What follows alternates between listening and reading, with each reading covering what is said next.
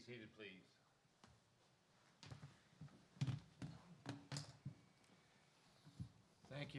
Thank you for coming, especially those of you that are not getting paid to be here. My name's Scott Brister, Chief Justice, and to my right is Justice Scott Fiel. To my left, Justice April Ferris. It's a pleasure to be here. We want to give a moment of special thanks to the university, the law school, for having us, letting us use this facility. We're an anomaly. We're the first court of appeals created in Texas in 60-something years. And we're the only one with statewide jurisdiction, which the bottom line means there's nobody that the state government could impose upon, no county they could impose a requirement to give us a courtroom. The legislature has to do it, which they just declined to do last time. So in the meantime, we appreciate the use of the hall here. Thanks especially to Dean Chesney. He's been a great encouragement and a fan of trying this out, and we hope it'll, frankly, we count on graduates from this and other law schools to help us out as interns, law clerks, staff attorneys. So we hope this will lead to more productive connections in the days ahead. So we'll get right to it. First case is 1524-00036, Texas Commission on Environmental Quality and Max Midstream versus San Antonio Bay Estuarine Waterkeeper and others. Who's present for the appellate? Good morning, Your Honor. Sarah Ferris with the Office of Attorney General. And with me today, we have Assistant Attorney General Katie Hobson, Amanda Cagle, and from TCEQ, we have Contessa Gay. Great. Welcome. And for appellees? We have one more appellant. Your Honor, Derek Seal with McGinnis Lockridge on behalf of Max Midstream. Okay, great. Thank you. You all splitting time? Yes, Your Honor. Okay, I'll count on you to do that, and whenever the time runs out, they'll tell us, and that's it. Okay. And for appellees? Yes, good morning, Your Honors. My name is Erin Gaines. I'm here on behalf of appellees. I have with me Alon Levine, Karis Adams, and Ethan Siegel. Great, thank you. Will you all be splitting argument as well? Or? No, I'll be doing that. All on you. Okay, great. All right, you may proceed.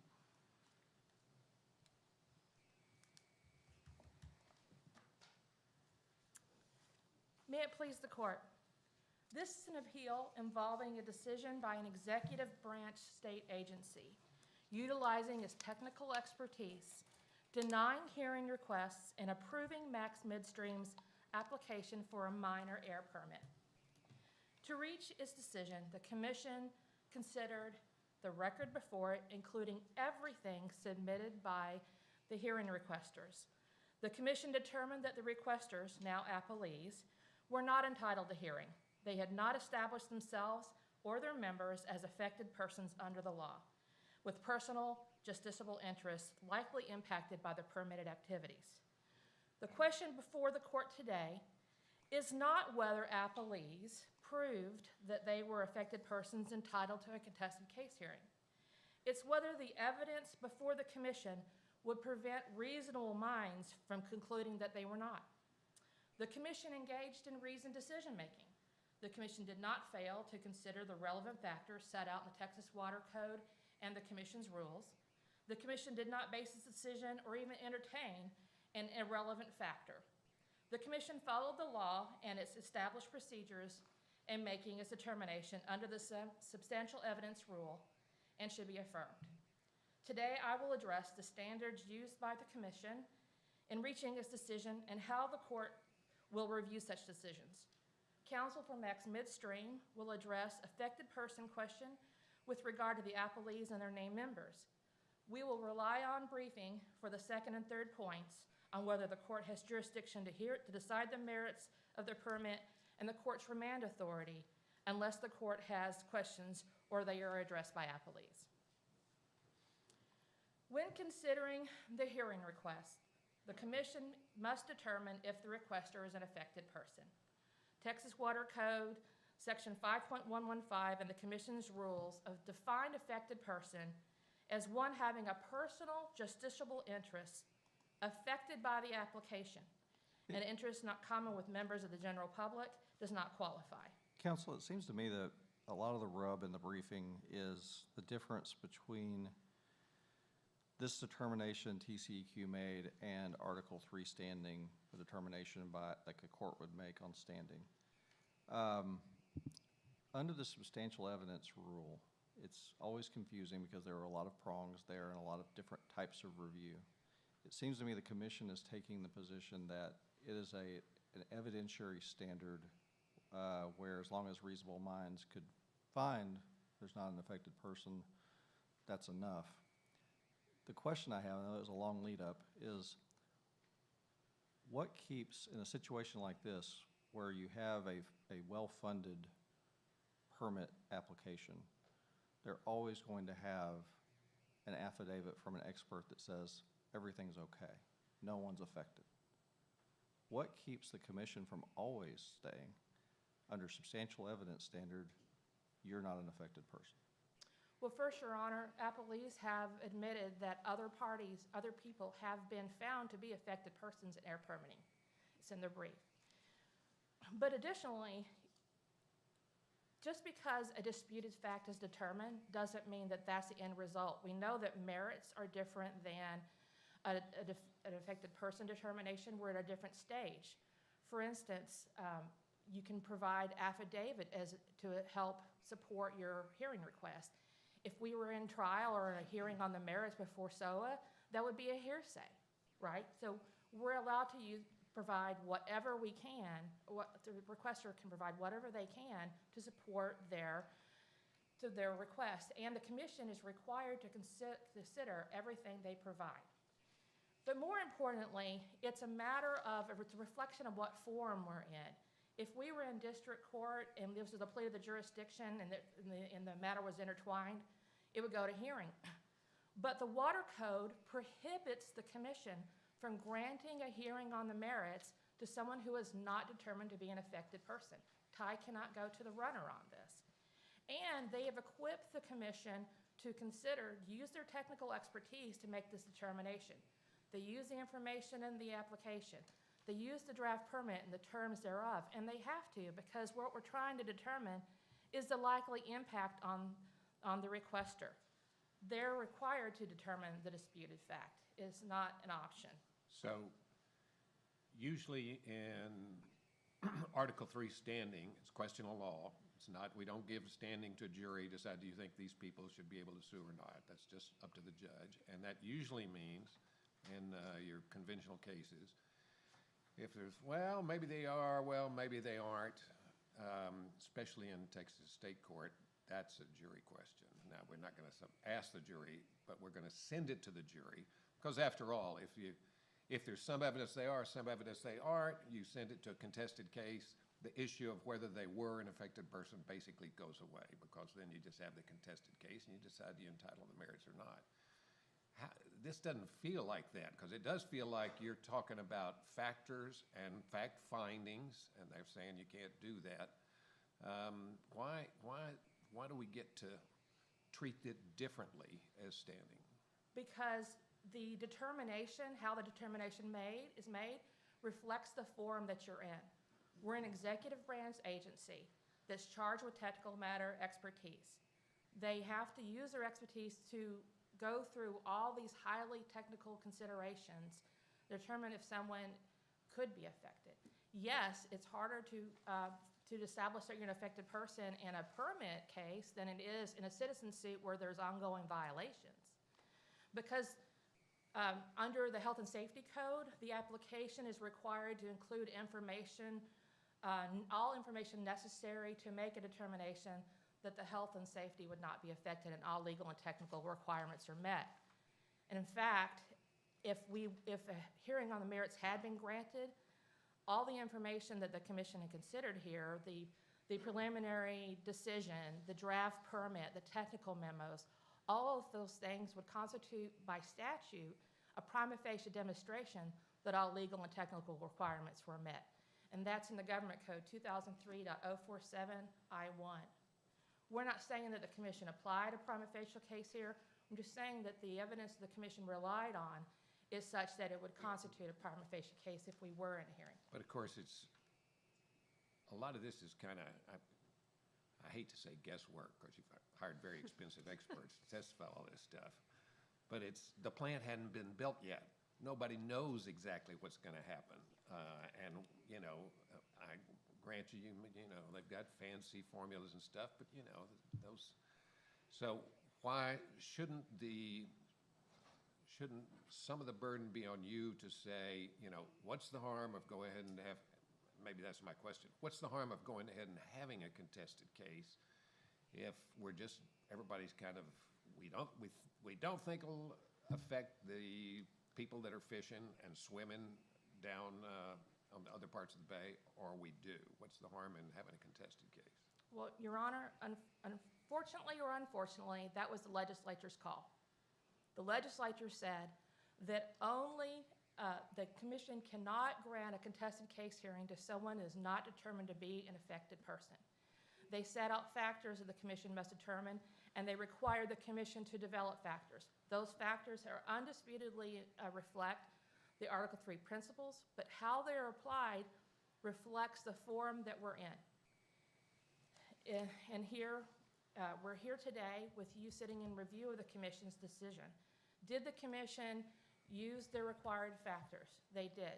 Did they have evidence that would support their position? They did. Did they act in any other way unreasonably? They did not. And according to the government code 2001.174, you would affirm. And we know that that also applies, that the full scope of that provision applies in applies in the air permitting cases. And Your Honor, Did we use up all your time? I have used all my time. Your All Honor. right. I'm going to let my co-counsel go. Thank you. Thank you.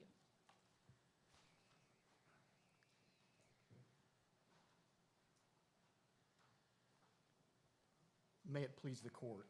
I hope to focus my remarks on the underlying facts that are actually in the record, the substantial evidence, and that's what this court is charged to do, is to determine, is there substantial evidence in the record to support the commission's decision? And there is. As Ms. Ferris pointed out, Texas Water Code 5.115 is a legislative directive to the agency specifically how to consider these hearing requests. And that's all the TCEQ did here. Could I jump you ahead to one of the particular facts in this case?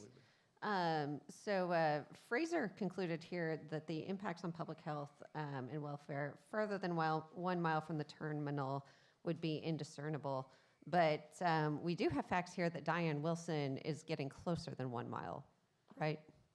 That's correct, Your Honor. Right. And so could you just drill down on why not Diane Wilson? I would be happy to. When Dr. Fraser conducted her evaluation, she specifically looked at each of the hearing requests that had been submitted. Mm-hmm. She specifically looked at those claimed interests of Ms. Wilson. I think some of them were within 1,300 feet of the terminal, but Right. but those activities were infrequent enough that Dr. Fraser concluded that impacts on Ms. Wilson would not be discernible. In other words, Dr. Fraser said that in evaluating the impacts, you have to look at the magnitude of the emissions. This is a minor new source review permit. As Dr. Fraser points out in her affidavit, the emissions that would be authorized under this permit are a fraction of the federal and state air quality standards. So based on the magnitude of those emissions, based on the frequency of Ms. Wilson's visits closer to the terminal, within 1 mile, and then based on the duration, Now, which was she the swimmer or the kayaker or? She's the one that goes kayaking, motorboating, and then she's also doing routine visits to observe the plastic pellets. So, Your Honor, just to follow up, Dr. Fraser specifically looked at Ms. Wilson's claimed interest.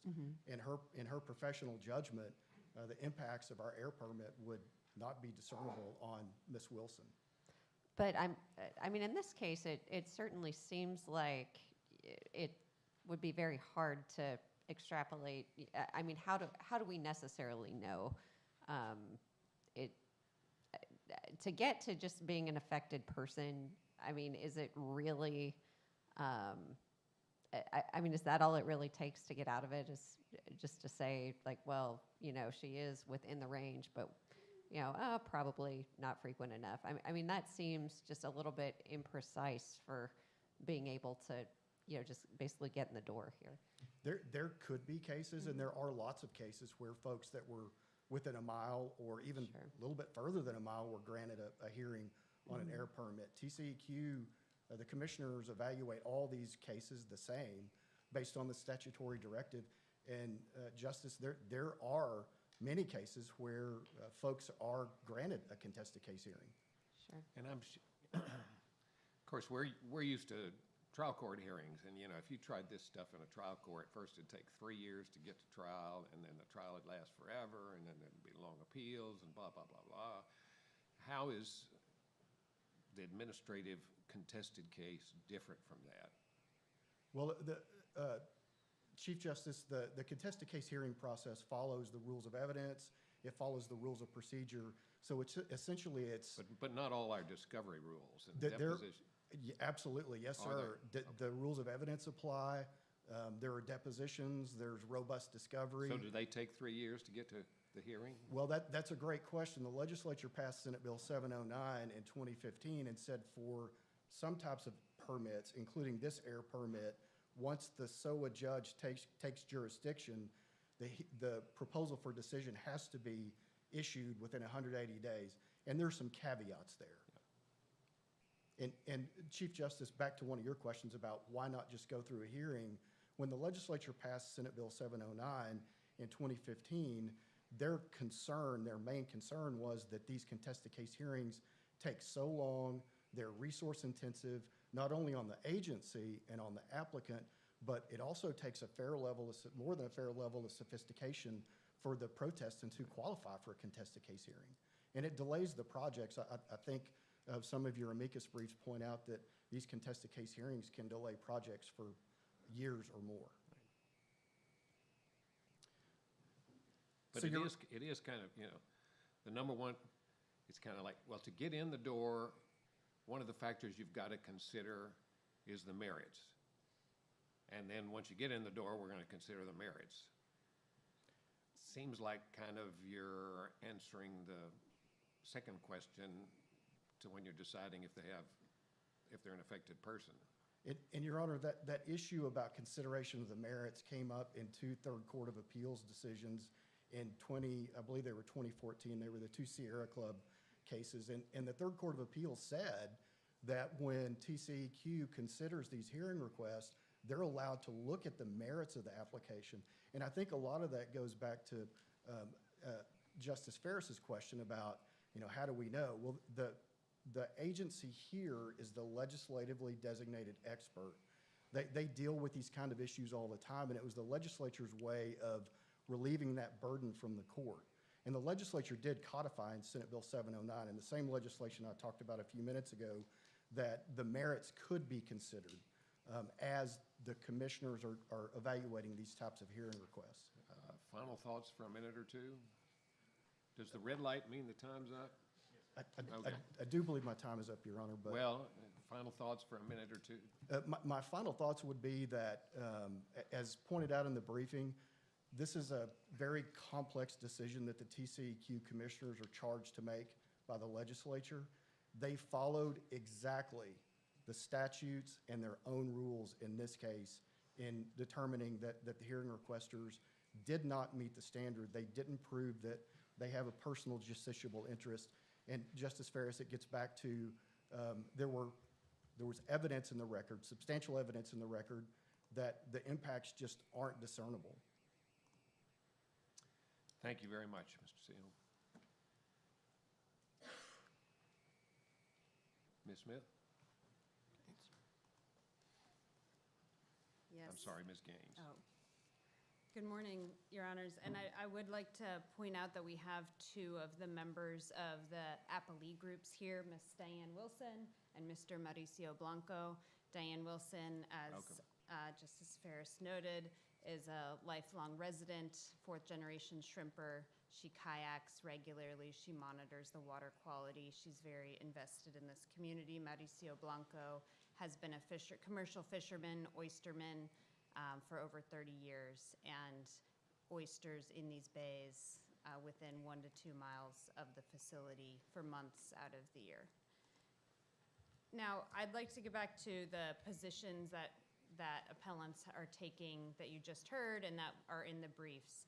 And we can sum them up looking at actually both of the two claims that we've brought here and see that TCEQ is asking this court to take an extreme interpretation of the law, one that would mean that they could block any pathway for community members like Ms. Wilson and Mr. Blanco to seek judicial review of its permitting decisions, and that TCEQ's decision would have to be upheld. As you noted, we are just trying to get in the door here, to have a hearing. That is what these community members wanted, to make sure that this permit is protective of the health and safety and meets all the applicable requirements. Well, And the problem here, though, is that you've got a pretty tough standard, right? Or for how we have to review and in this case, are you referring to the APA standard, Yes. Your Honor? So we believe that they are misconstruing that standard. Yes, there is one basis out of the APA standard, out of the 6, that is not reasonably supported by substantial evidence. There are 5 other bases, and clearly courts look at them sometimes under the error of law, sometimes under arbitrary and capricious, and it cannot be collapsed into solely a factual analysis.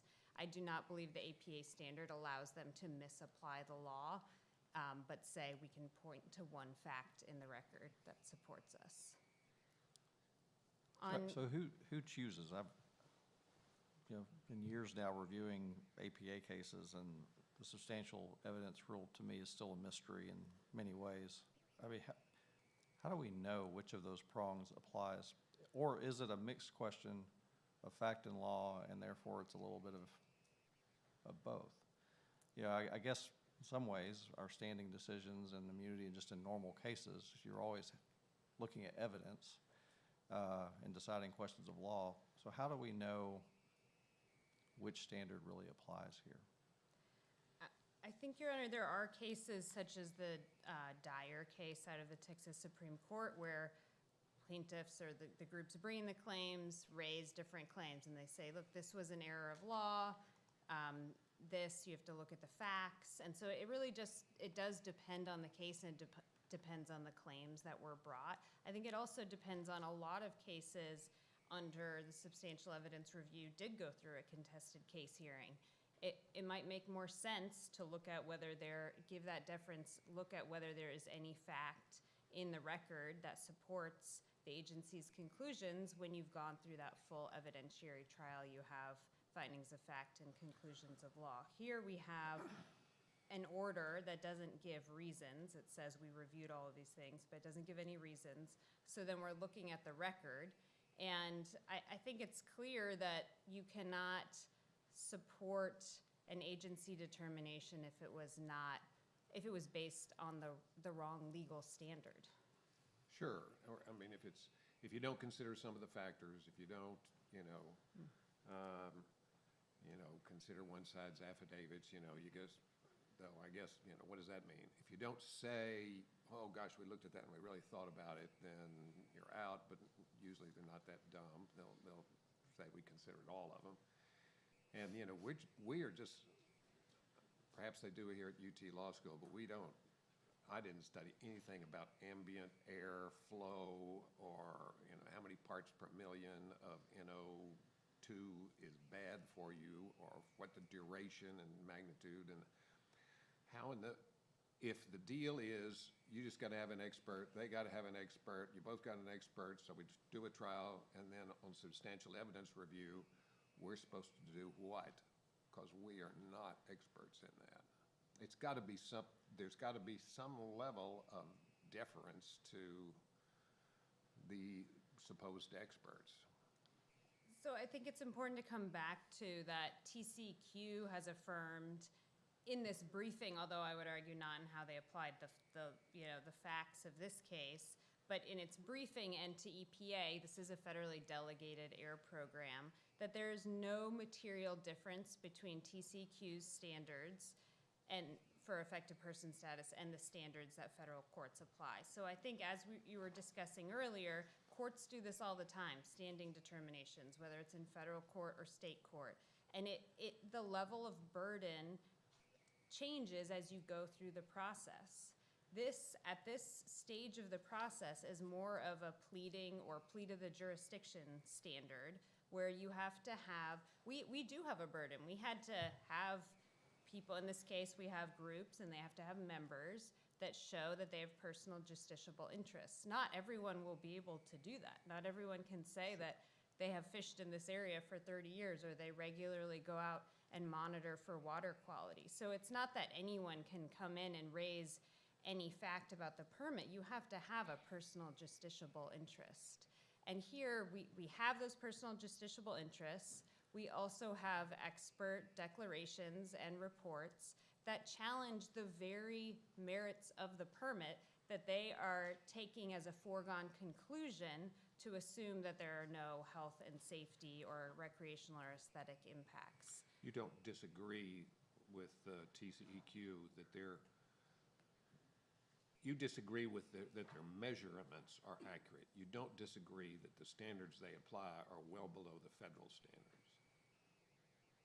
We do disagree. We did dispute that, Your Honor. One of the disputed issues, so there's a long list in the record of disputed issues that we raised in comments and expert reports that would have gone to the contested case hearing, and one of them is, do they comply with the federal ambient air quality standards called the NAAQS, for example?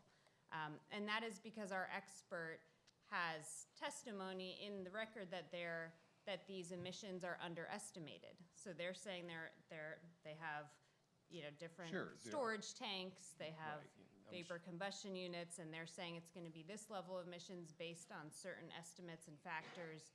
And we say, no, it actually will be 4 times higher than that. But I'm talking about the standard is, if it's below this, we're going to say it's indiscernible. If it's above this, it's bad for your health. Those standards are not disputed. It's whether they're measuring them right. It's actually, I would say it's both. That they are presuming for standing purposes, again, that there's no impacts if you meet these permit requirements. And by the way, in a permit review, TCQ to issue a draft permit every time has to determine that it will meet these permit requirements and these air quality standards. And that means that in every permit, they can make that determination based on what they're saying they're allowed to do here. They can make that determination, this will meet all permit requirements, and it doesn't matter what a community member says in terms of where they live or where they work. They're going to say if it meets those requirements, no impacts to your health and safety. But we have Dr. Hopkins here, a declaration by Dr. Lauren Hopkins, and she says that even if you are below those ambient air quality standards, that doesn't mean there's no health impacts. She says that nitrogen dioxide emissions from this terminal, based on solely their modeling, so not even presuming that their modeling, is underestimated, would increase baseline levels by 50% up to 2 miles away. And then her opinion, she's a public health expert, is that will negatively impact Ms. Wilson, Mr. Blanco, Mr. Miller, and Mr. and Ms. Marsh, who live in Point Comfort, where they live. And those are because they have activities or they live within 2 miles of the facility. But under TCQ's interpretation, they could resolve all of those disputed facts, and they have admitted that they did here. I think their position might change slightly through the briefing of whether they are allowed to weigh and resolve disputed issues of fact only that go to standing or that go to the merits, but clearly they resolved disputed issues that go to the merits that we had raised in our comments here. And then they could deny anyone a contested case hearing on the basis there would be no likely impacts in their view. because they have already determined that the permit meets all these requirements. And then, on the second claim, so we also brought a claim challenging the issuance of the permit itself. They say, well, actually, you're not allowed to be in this court because you didn't go through a contested case hearing. You didn't exhaust your administrative remedies. So that blocks all pathways to judicial review of this permit. Do we ever, the public hearing's entirely on a written record. Don't call witnesses and swear them, or do you? The contested case hearing? No, the public hearing before about whether they're going to have a contested case hearing. The public hearing that the commissioners hold? Yes. I'm asking because there are certain different terms of art in the TCEQ process. Whatever you call it when we're looking at the. The commissioners' meeting. And that's all on a written record. That is, the three commissioners have a public meeting, and it is recorded.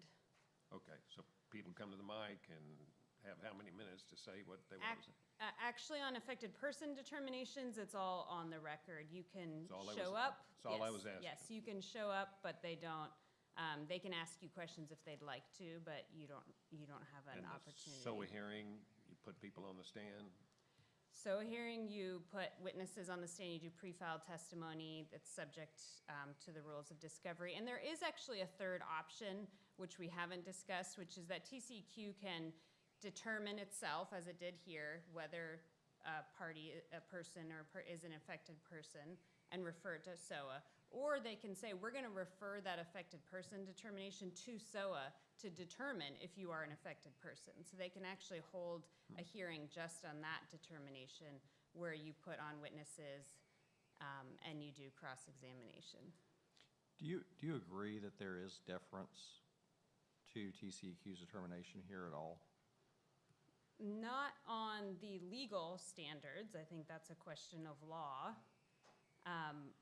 If there is a factual dispute and they are allowed to weigh facts, there is that basis under the substantial evidence standard. But Right, I don't. So if they're choosing between two experts on whether there are going to be discernible health effects, that's within their discretion. Not at the standing phase. Not if there's disputed. Not if there's disputed facts over that in the record. And if you look at the standard under TCEQ's rules, 55.201, 30 Texas Administrative Code 55.201, it's tab 2 from Appellant's Exhibit. It lists what you have to, so there's the factors, but then it lists what you have to do as part of this process. Under subpart D, it says a hearing request must substantially comply with the following. Give your name, address, lists all those things under 1. Under 2, it says identify the person's personal justiciable interest affected by the application, including a brief but specific written statement explaining in plain language the requester's location and distance relative to the proposed facility or activity, and how and why the requester believes he or she will be adversely affected by the proposed facility or activity in a manner not common to members of the general public. That is your instructions of what you're supposed to submit.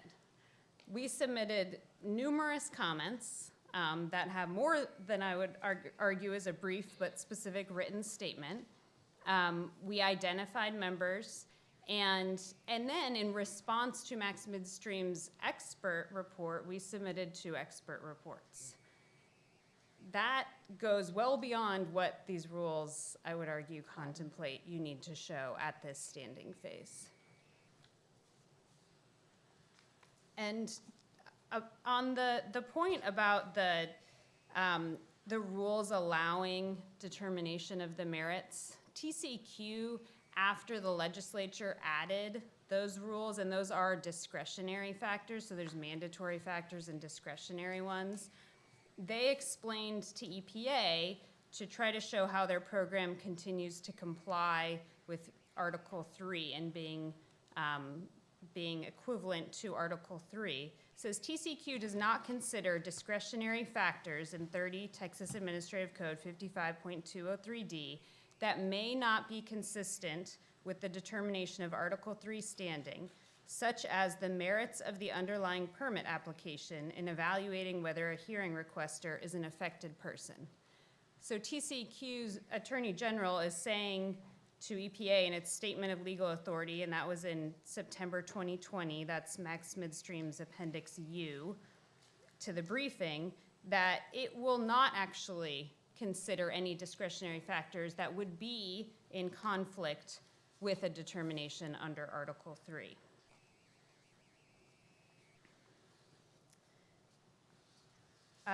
To go to the facts here, like I said, we submitted 2 expert reports on affected person standing. Dr. Hopkins, who I've said gave her opinion about nitrogen dioxide increases, the respiratory impacts that could have. One of our standing members, Curtis Miller, also a lifelong resident of the area and runs his family seafood business. He has asthma, and he fishes within 2 miles of the facility. Remind me, this isn't a refinery. This is a pipeline and storage facility, right? Storage and export terminal. And is the pollution air pollution we're concerned about is gases escaping during transfer or what?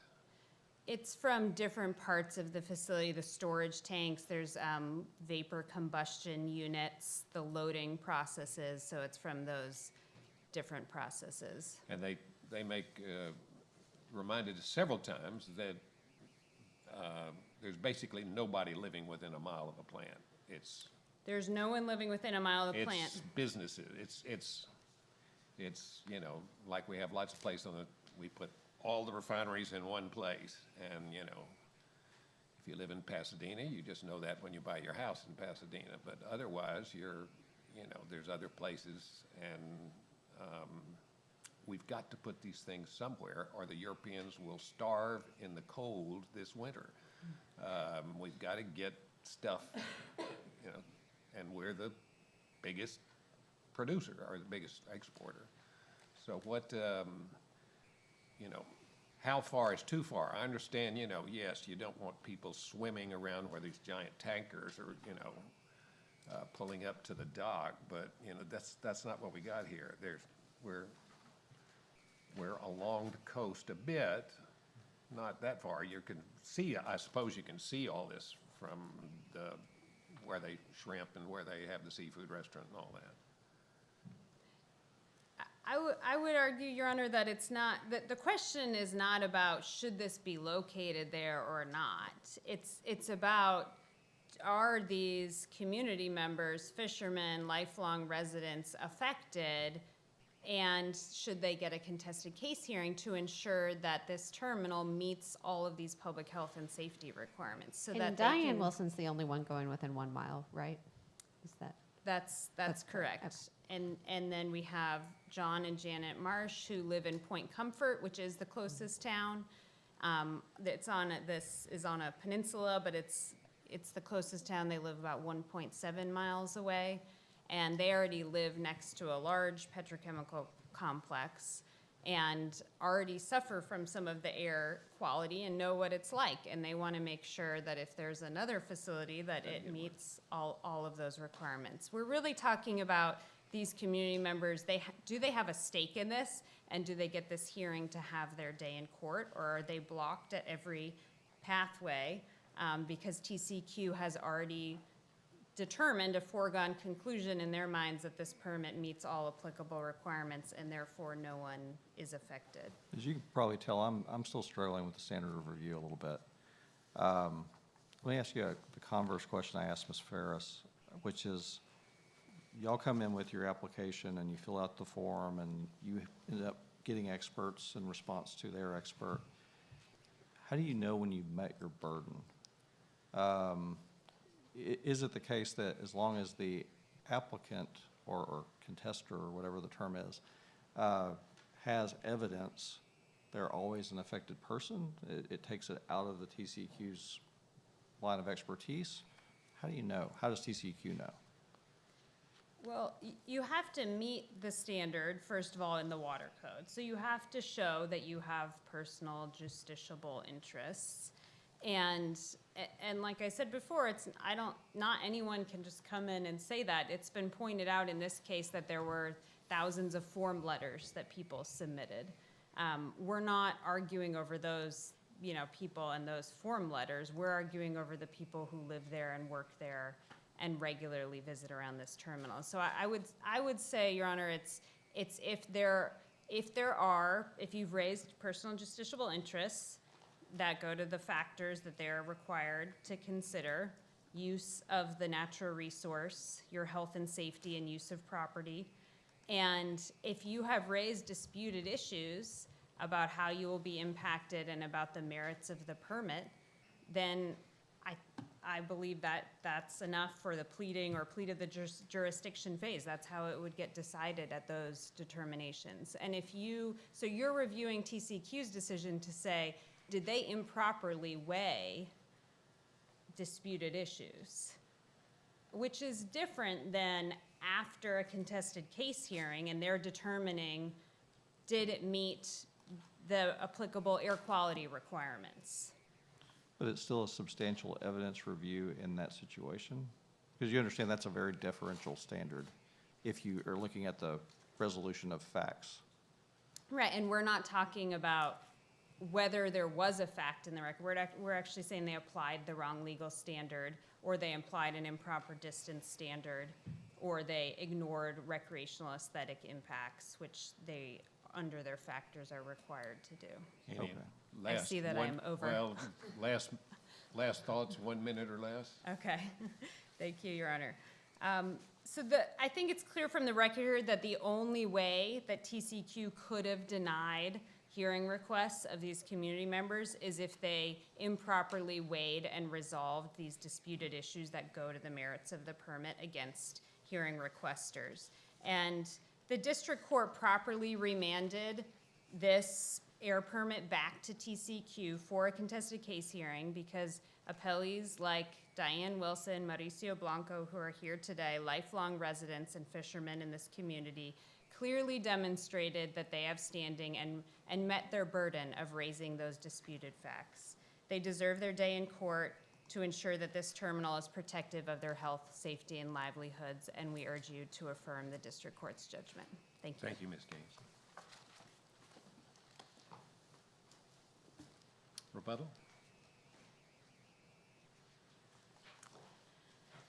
Thank you.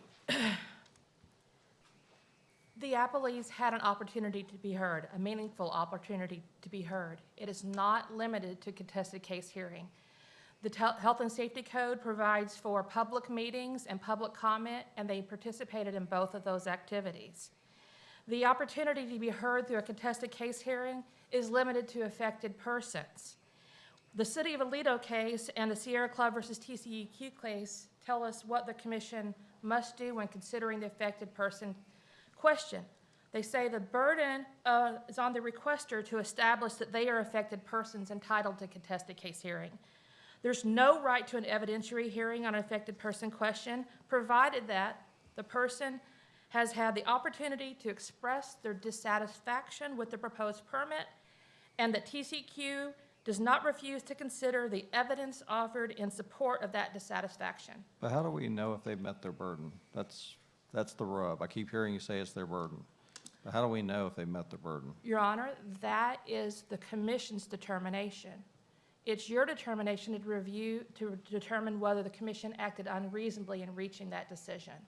The In other commission words, said, if you have some evidence that you could base your conclusion on, we defer to the commission, which is the same standard we would use if there was a contested case hearing.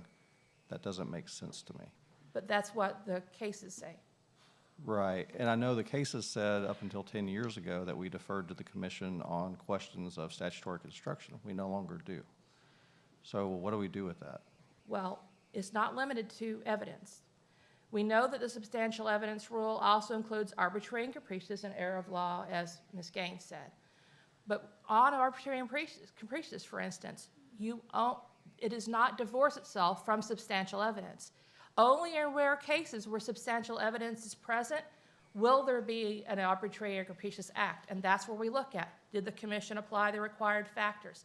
Did they apply an irrelevant factor. They expressly refuted any notion that there was some kind of unwritten rule. They applied their factors. They said so on the first page of their order. Their order explained the basis for the decision. They said they considered all of the pleadings. And they also adopted their response to comments, which addressed the public comments, those substantive concerns, and also addressed affected person question. They had their opportunity to participate and express their dissatisfaction, and that's all that's required. The order does not have to have findings of fact and conclusions of law. That's a separate subchapter of the APA dealing with contested cases. But they did explain what the basis of their order is.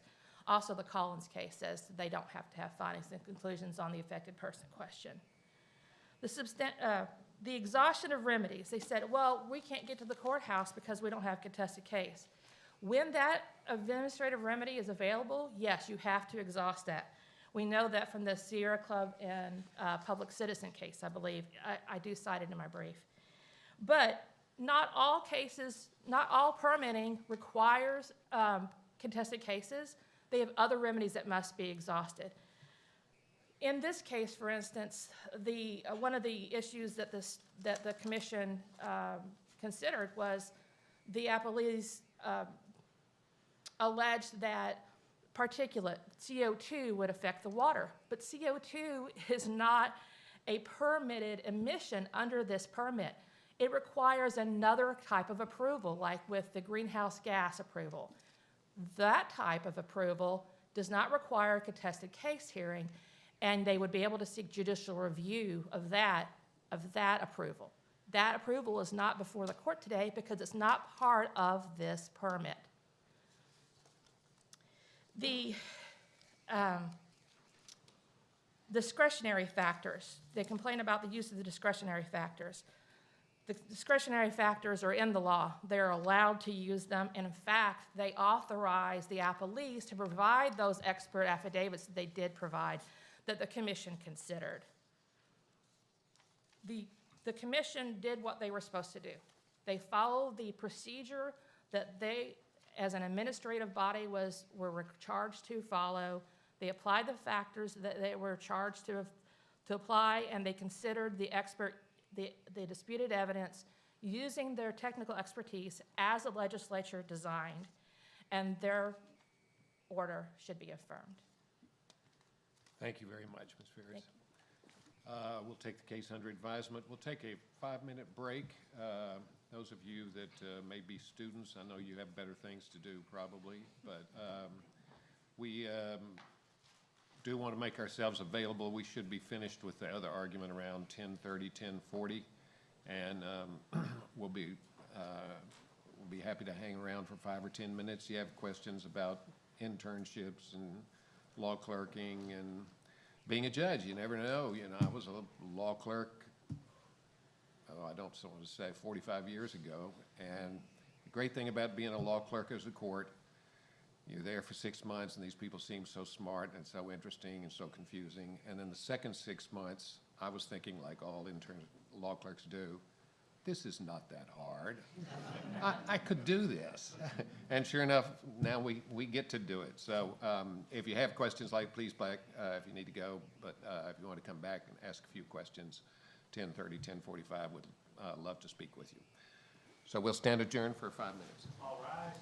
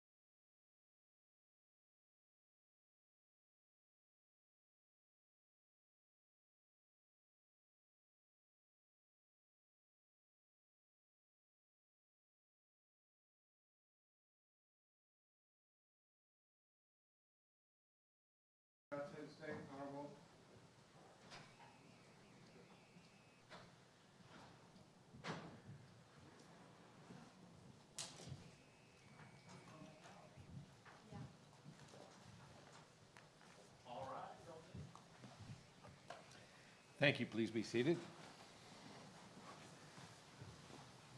Last case on the docket today is 1524-110. Ken Paxton, Attorney General versus FIel Houston. I may be mispronouncing that, but I'll let you correct me. Who's present for appellate Abby Smith for the State of Texas. and for appellee? Chief Justice Carlos Soltero for the LLCv.Fiel. Together with us also is the Executive Director of Fiel, Cesar Espinoza, as well as my co-counsel, Nina Ferrales. Great. Thank you for joining us at the law school this morning. Ms. Smith, you may proceed.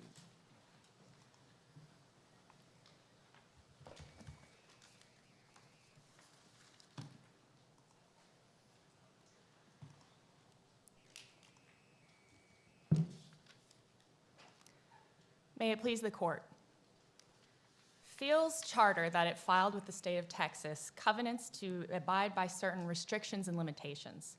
Specifically, it states that FIel may not, under subsection H, engage in more than an insubstantial degree in the carrying on of propaganda or otherwise attempting to influence legislation. It also covenants that FIel shall not directly or indirectly participate in or intervene in, including the publication or distribution of statements, any political campaign on behalf of any candidate for public office.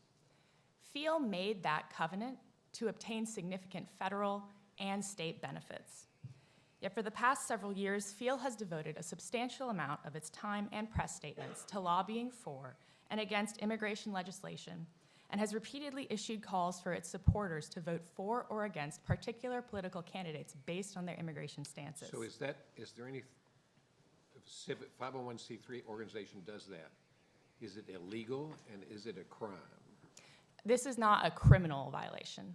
This is a civil violation. It's violating so here FIel is doing two separate violations. So the first is that it's violating the terms of its own creation, the limitations that it covenanted to abide by in its corporate charter. And second, it's violating Texas state laws under the tax code that govern charitable organizations. Both provide grounds for quo warranto, which is the relief sought in this case. And what is there, assuming your main point is correct, are there any remedies other than a quo warranto proceeding? So there are, the Attorney General's office is empowered to seek quo warranto relief. The Texas comptroller in charge of taxes may also have its own procedures that it could pursue. The IRS could. Yeah, because you have to apply for tax exemption, and I suppose they could deny it. Do they have hearings on that, or? I am certainly no expert in IRS procedure. I believe that is correct. But with regard to the Attorney General's office, what the Attorney General is empowered to do, and what under the Texas Constitution it is required to do, is to monitor state corporations to consider whether they are violating the law, including complying with their charter. And if they are not complying with their charter, the Texas Constitution and several state statutes say that the Attorney General shall seek revocation of that corporate charter. If they did not mention 501c3 in their corporate charter, would there be a proceeding like this? There would still be a proceeding for a couple of reasons. So I have the charter before me that's at CR 42 and 43. And you're right that under Article 2, it states that they will be complying with 501c3 and Texas Tax Code Section 11.18.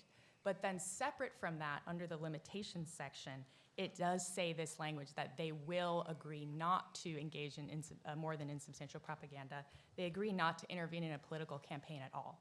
And so while that language is borrowed from the CFR regulations regarding 501c3, they are independently covenanting to abide by that in their own corporate charter.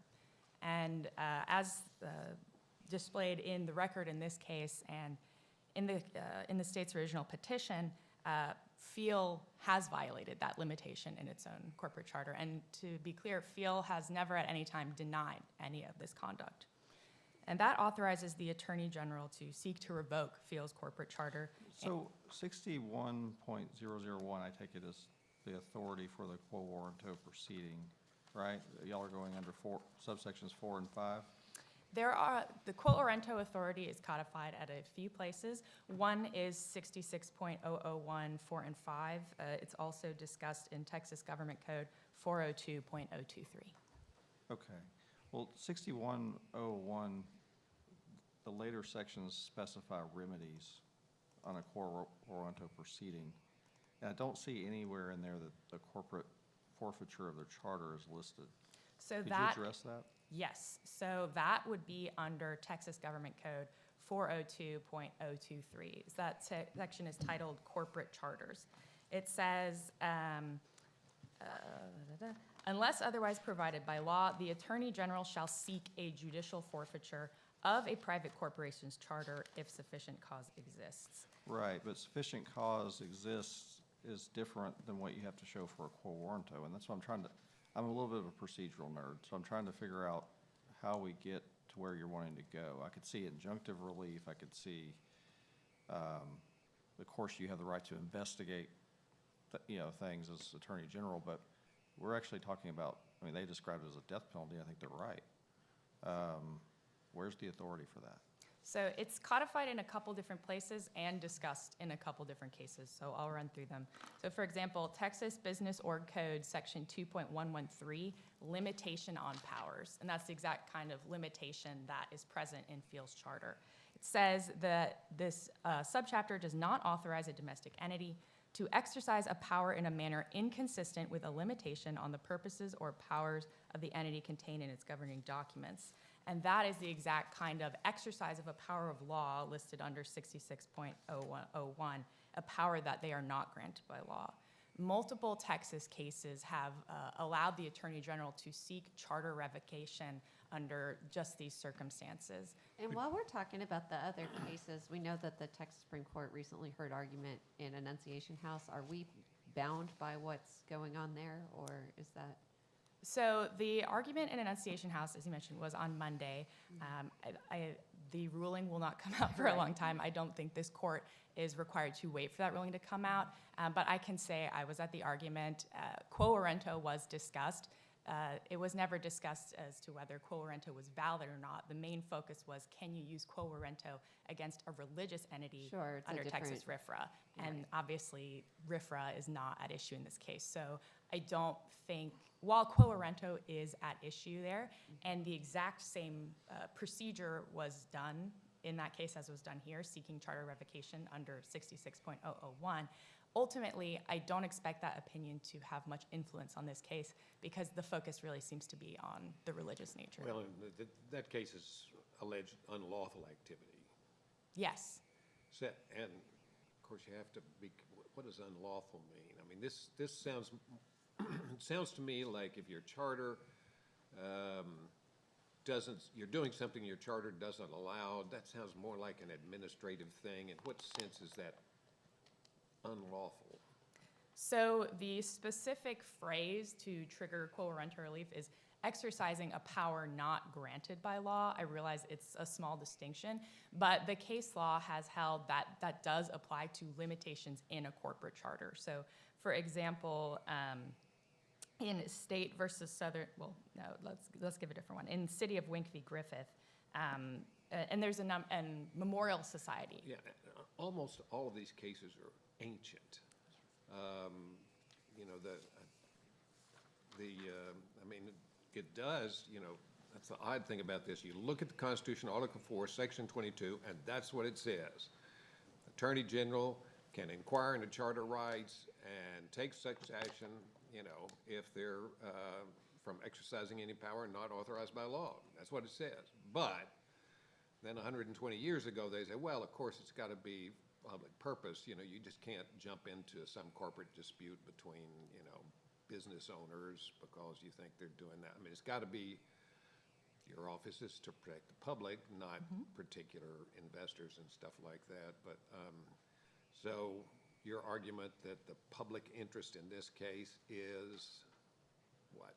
The public interest in this case is that the state of Texas, the state legislature, made certain determinations of what activities it would agree to subsidize. And that subsidy is via tax benefits.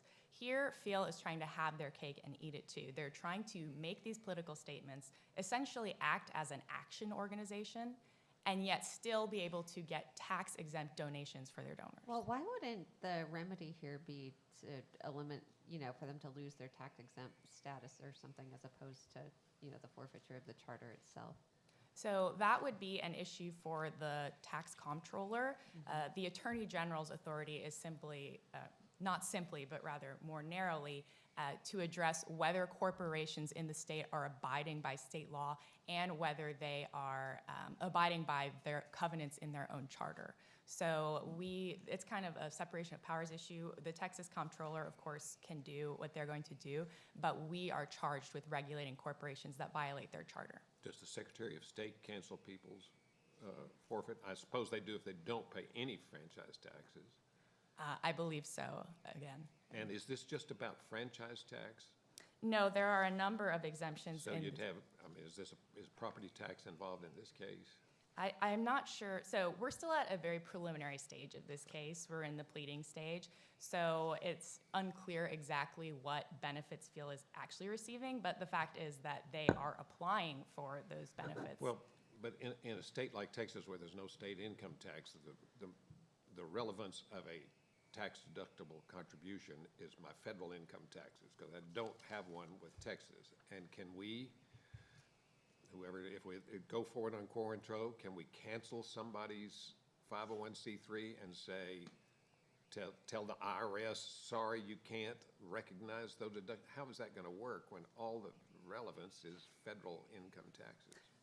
Two responses. First, it's not just income tax. Texas Tax Code 171.063 exempts them from franchise tax. Section 151.310 exempts them from sales tax. Little slower, hang on. 171.063. Sorry, these are also in our brief, but Okay. so these are all Texas Tax Code. The first, Section 171.063, Got it? is franchise tax exemption. Then Section 151.310 is sales tax. So whenever they buy anything, lease anything, they get to Exempt from sales tax too. they get to enter that code. If as a government employee, if any procurement, you get to be exempt from sales tax. So that's my first response. The second response is that in a quo rento action, the only relief available is revocation of a corporate charter. So no, perhaps via injunctive relief that could be sought, but under the quo rento action, it is charter forfeiture. And how strict is this? I mean, is one bad Facebook post enough to lose your corporate charter, or? No, the case law is very clear that it can't be a one-off. It has to be sustained and systematic, and that's some of the cases. Now, these are cases on the federal level talking about 501c3, but again, that standard is incorporated by FIEL's own choice into their charter. So those cases say, a one-off post here or there, perhaps saying, yay, this passed, that is not going to be enough for a violation.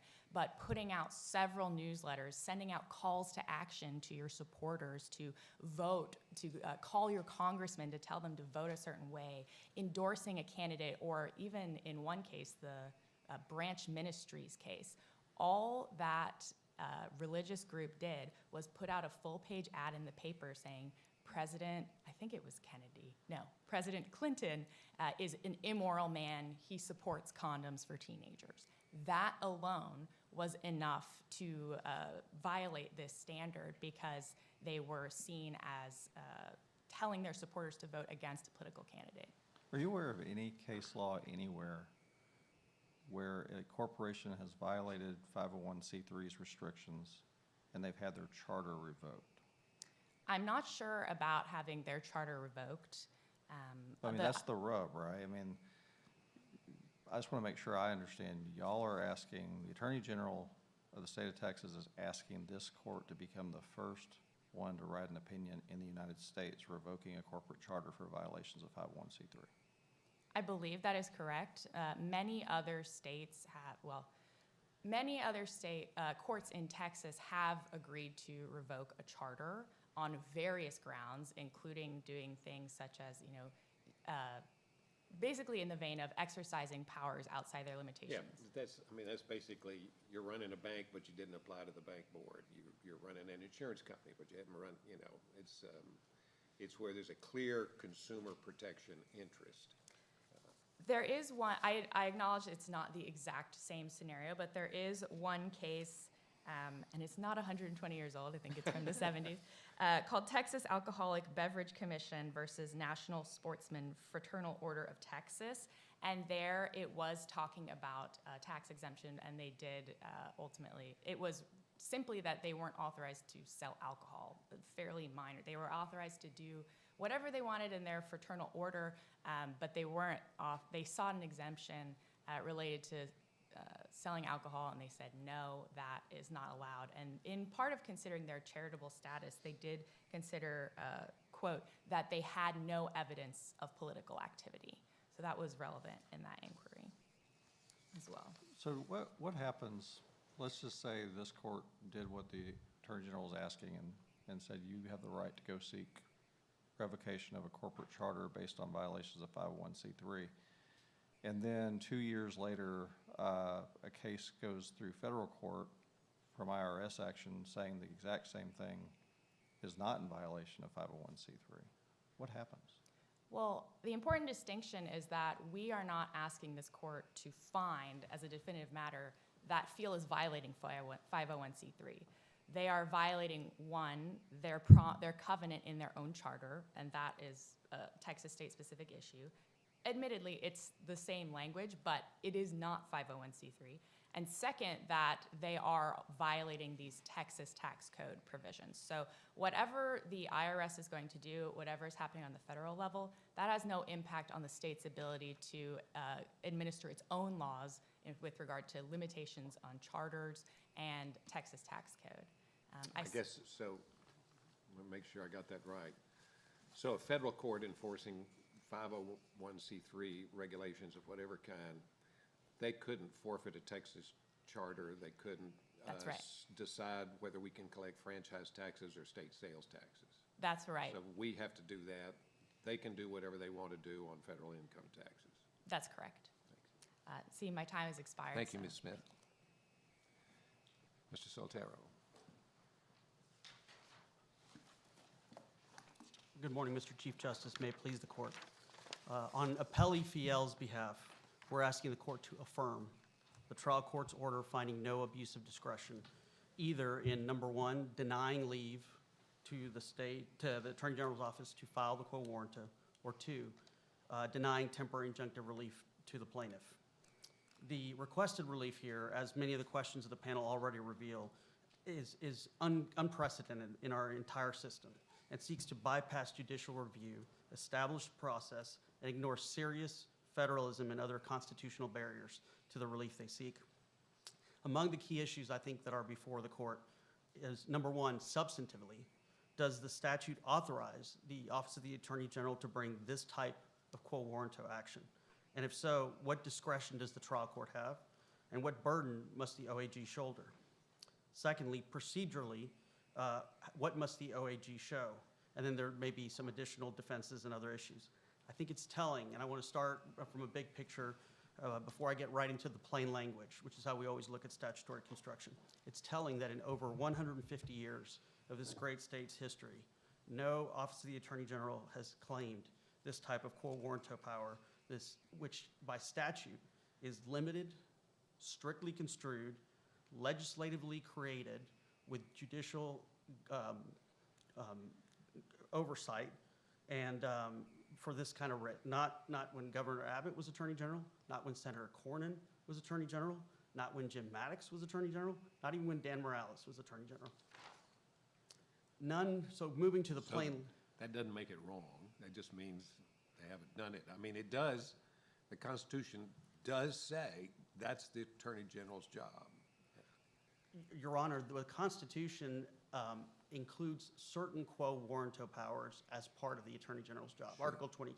The question is, can you take it this far? Can you misapply it this way? That's really the issue here. Well, I have a question. Say, Yes, Justice Ferris. just hypothetically, some group went out, gets a nonprofit corporate charter, and then all of a sudden raises the elephant or donkey flag and declares themselves to be an arm of a local political party and says, from now on, we're going to get our candidates elected, we're going to get our laws passed. You couldn't do this even in that circumstance.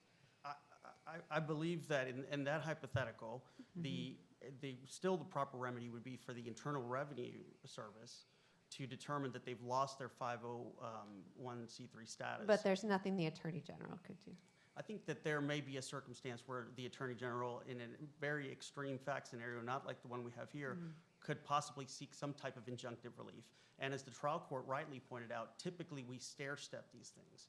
Typically, there's initially some kind of a dialogue or some kind of process where there's a letter, a cease and desist, where there's perhaps some minimal relief sought first, not coming in right out of the box and seeking forfeiture of the charter, which we consider to be essentially a death penalty. But we see stuff, in our mail every day, direct mail solicitations, and you can give money to the 501c3, which is our educational arm, or the 501c4, which is our lobbying and filing lawsuit arm, and you choose, and when the donor chooses, you can deduct the C3, but not the C4.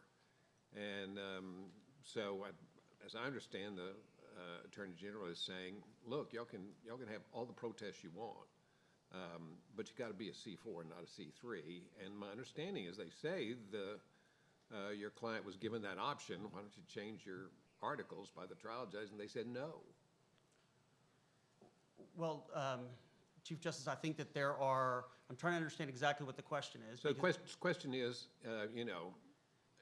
obviously, they have a First Amendment right to oppose anybody they want.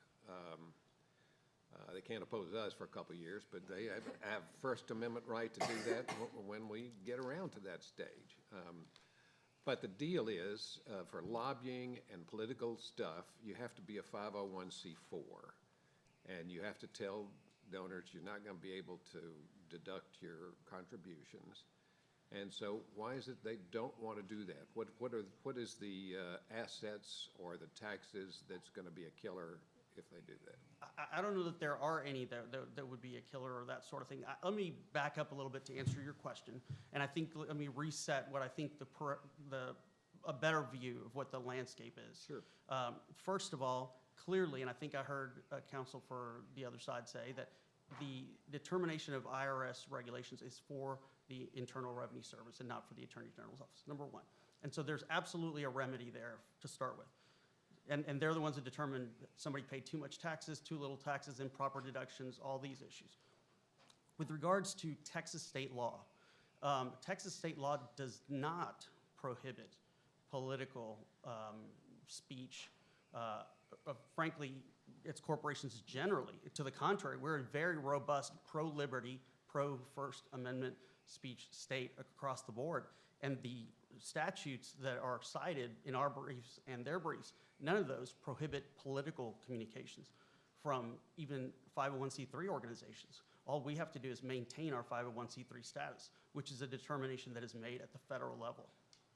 So I think that while there are all kinds of hypotheticals that I think we could all imagine of perhaps some other entities going too far. So which section of Tax Code 1118 are the protests and other things? 1118D expressly says you can't, you got to be exclusively, let me get the exact language, organized exclusively to perform religious, charitable, scientific, literary, or educational purposes, and engage exclusively in performing one or more of those. So I read in your brief, say, well, we're going to do symposia and stuff like this, but when you got big banners like this and you're standing out on the road or the sidewalk and shouting slogans and stuff, that's not a symposium. That's not a class. That's a protest, which is fine. You're entitled to do it, but it's not exclusively a religious, charitable, or educational service, is it? I don't know that would qualify as exclusively those things, but there's no limit. It must be organized exclusively, but it doesn't mean that it's not allowed to perform any other functions. It doesn't proscribe every other function. It says it must be organized for that purpose, but it can do other things. And if we go back to, I think one of the things that we laid out towards the end of our brief that I think I would like to summarize for the court that might be helpful is the contrast between the proposal that's being made by the Office of the Attorney General as to how to apply 501c3 standards and the actual federal procedures that are well established and have governed for decades. On the one hand, the Attorney General would suggest that you have zero tolerance for political speech. The federal procedure actually allows for political speech by 501c3s within limits, as long as it doesn't go too far. And that's a factual determination that's typically made. In fact, they allow lobbying, which is probably the most ultimate political speech you can think of, as long as it doesn't become excessive.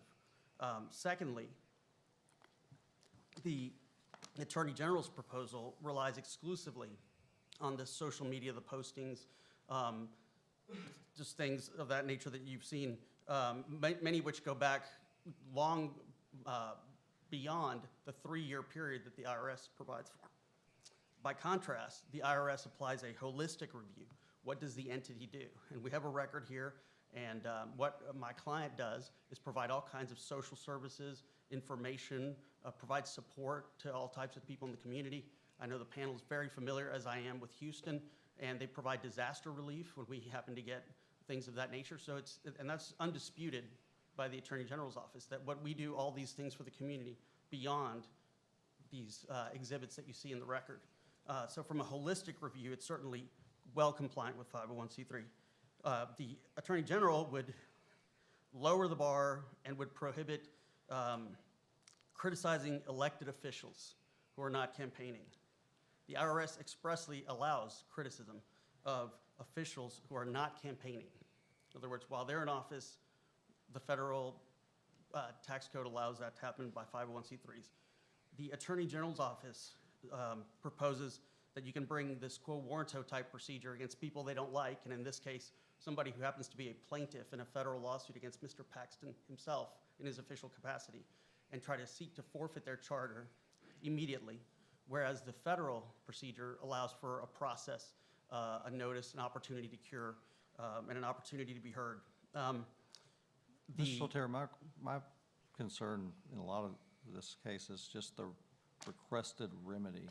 Like, let's assume for a second that Fiel, and I apologize, I know our pronunciation was probably affected by my last name in some ways, but the remedy they're seeking, the corporate charter revocation, do you agree, and I'm sure you don't, but I just want to explain why, that if you're in violation, just assume hypothetically, if Fiel was in violation of 501c3 and its incorporation into the charter, that the Attorney General can seek revocation of your charter?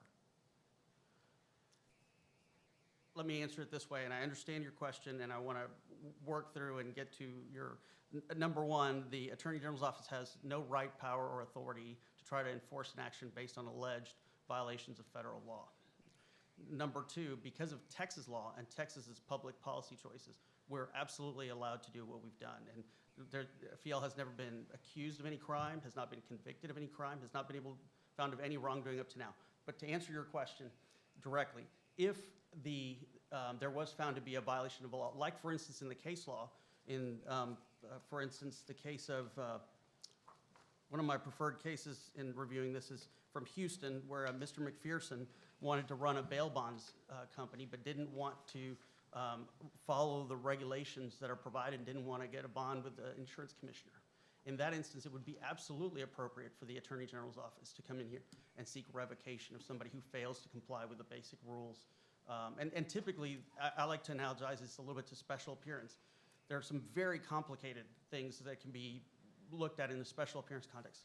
But when it comes to whether somebody's registered in a state and incorporated, and whether it's their principal place of business, that is a binary test and very simple. They are or they're not. And that's the nature of this quo warranto statute for the most part. I don't know if that answered your question. And so in those circumstances, I think seeking judicial forfeiture would be appropriate. Yeah, it seems like to me that they're hanging their hat on the fact that the corporate charter or the governing documents incorporated the language from 501c3 and the CFR. Is it the case, and I don't know the answer to this, that every charitable organization has similar language in their charter? Or is this specific to this one, or do you know? I'm not a corporate lawyer, I don't know, but I will say this. If we look at the actual language of the charter, which they've cited in part, and they talk about a red line, but they don't read the rest of it. They don't read the end. Because if you read to the end of section H, it says some of the things they say, and it says, including any political campaign on behalf of any candidate for public office, except as allowed by the Internal Revenue Code and its regulations. And so that by itself puts it back under the applicable federal standards. And it is not you can't engage in any political speech, you can't petition to a court for relief. None of that stuff is contrary to the Internal Revenue Code and its regulations, or in this instance, FIEL's charter. And so factually, that's part of the problem with the Attorney General's case here. Do you have to get be a 501c3, allow tax deduction to folks? Do you have to say that in your charter? Do you know? I don't know We that, looked Chief around, Justice. couldn't find anything. I'm not aware of whether you need to include that formal language once you make the proper applications and you're granted that status. So your argument, just to follow up on my question and your answer, your argument is, yes, this is in our charter, but by the charter's very terms, if you, court, are going to take the Attorney General's argument and run with it, you would have to decide that it's actually in violation under IRS regulations. We would have to decide if the IRS would decide, so to speak, that it's in violation. That's exactly right. And that's probably a better way to articulate what I was trying to say. I don't feel like I articulated it very well, but But I was trying.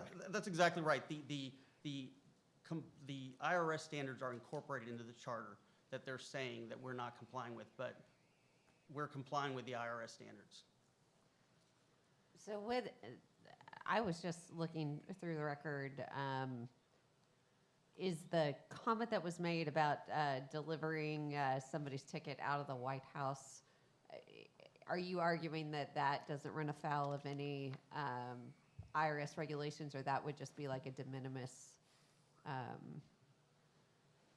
violation, or just help us out, walk through the facts a little bit? Understood, and I'm going to Sure. answer that question directly. First of all, it is for the IRS to decide that issue, but that may be something that the IRS would certainly inquire about possibly and determine whether that is de minimis or consistent with the wide range of activities that they allow that are permissible. I mean, is that a stray remark, an occasional thing that was made, or is this a pattern of some kind of activity that reaches the level that they typically look at and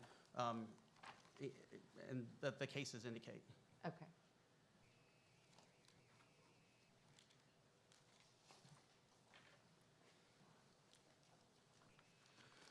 So the other cases that I wanted to speak briefly with the court about were in fact, and I don't think that the court needs to get to this issue at all for all the reasons we've been discussing, that it's not authorized, that it's for the Internal Revenue Service, that it's preempted. But there's also the issue of unequal enforcement. And in that manner, the Branch Ministries case that counsel referenced in her argument, which is in the Attorney General's brief at page 19 and 28, notes that in the event that there's allegations of disparate enforcement, and in that case it involved statements that some 501c3 made about President candidate Clinton, the court says expressly that there would be the opportunity for discovery and to see how the IRS has applied this in other contexts, and that even though they didn't have significant proof at the time of the TI hearing, that did not defeat the fact that they would have a colorable claim of unfair, unequal treatment, which is, we believe here on its face at issue, and then certainly would be part of the defense. Unless the court has, and one other thing, in addition, and I know it's been raised in the argument, but I want to make sure I don't miss it. In addition to there being a complete federal system for addressing the complaints that they have, there are also these other state law remedies. There's the Comptroller's Office, there's the Secretary of State, and so there are other avenues that the state has if they have concerns about any nonprofit or other corporation subject to its jurisdiction. And again, just I'm not sure what else is going to come up, and I want to make sure I don't forget anything. There's some reference in the Attorney General's brief about some cases from other jurisdictions. Well, other jurisdictions have different statutes. There, as Chief Justice Brister pointed out, we don't have an income tax. Other states do have an income tax. Other states, like New York, have apparently adopted the IRS standards in full. Texas has not done that. So there's a lot of differences, and so we're here because Texas law does not prohibit the conduct that Fiel engaged in and does not give the Attorney General the right to bring this type of action. So for all those reasons, and those in our brief, we would respectfully request that you affirm and on the Annunciation House issue, I don't think this issue was teed up in that argument as clearly as I think it is in this case, and I think it's very important for the jurisprudence of the state to have an opinion on this, and we would respectfully request an affirmance of the trial court's orders on both grounds. Thank you, Mr. Soltero. Thank you, Chief Justice. Rebuttal? Yes. Smith, before you jump in, I want you to address Mr. Soltero's argument that there's a selective reading of the charter, that subsection H of the charter basically incorporates IRS rules and regulations, and that those would control. Do you agree with that?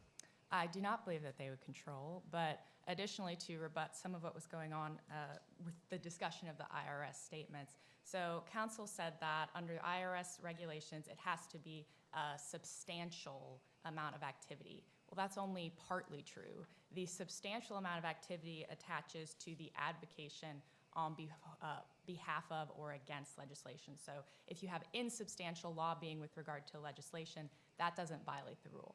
But the text of the IRS rule is very clear that any advocacy for or against a particular candidate does violate that rule. And that's why in the branch ministry's case, a single advertisement was sufficient to violate that rule. But aren't we wading off into, let me start over. One of my concerns, I remember taking federal tax when I was here at this law school, and I never wanted to see it again. Likewise. Aren't you asking us to basically become a mini tax court in Texas where, it's like the last case where you have TCEQ that has expertise. The IRS and the tax courts have expertise. We don't.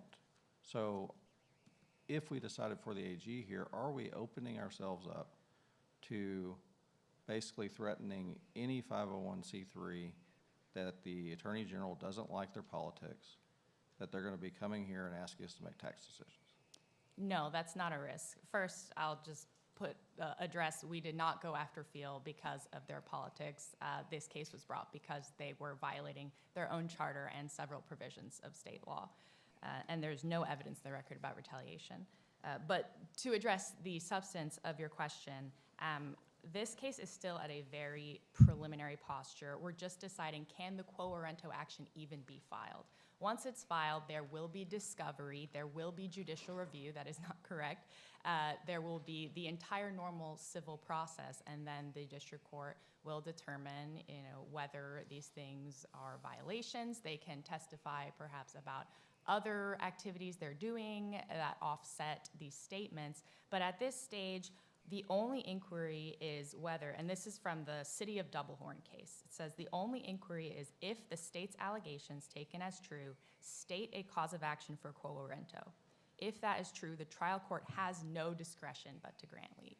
So on the face of our petition, we have alleged, and with substantial attachments as evidence, that they have engaged in substantial violations of their charter, that they have engaged in violations of Texas law.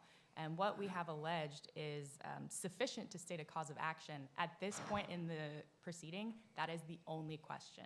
The Supreme Court of Texas has held once that is met, the trial court has no discretion but to grant leave.